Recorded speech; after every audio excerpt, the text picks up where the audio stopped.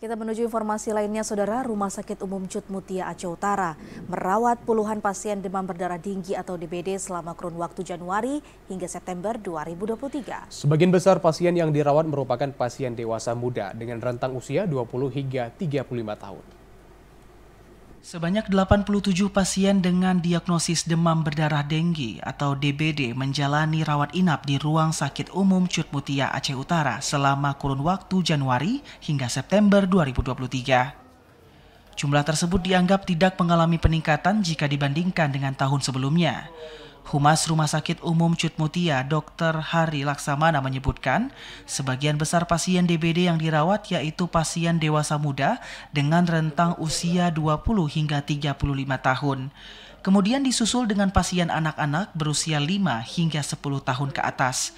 Sementara pasien DBD yang menjalani perawatan di Rumah Sakit Umum Cut Mutia berasal dari Lok Semawe dan Aceh Utara. Banyaknya kasus demam berdarah terjadi akibat faktor cuaca serta sejumlah wilayah yang terendam banjir. Biasanya kita di posisi yang sama ya, jadi tidak yang meningkat sekali sampai 2 kali lipat ya. Tahun ini juga kita masih bulan 9, masih menyisakan 2-3 bulan ke depan.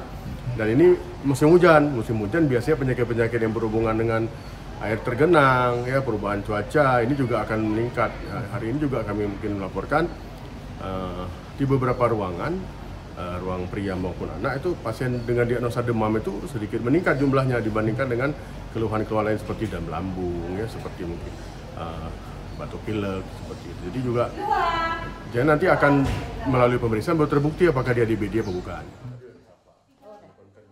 Pihak Rumah Sakit Umum Cut Mutia Aceh Utara mengimbau masyarakat untuk menjaga kebersihan lingkungan seperti saluran hingga tempat penampungan air yang bisa menimbulkan tempat berkembang biaknya nyamuk, serta menjaga pola makan yang teratur untuk meningkatkan imun pada tubuh. Dari Aceh Utara, Fajar Sidik, TVRI melaporkan.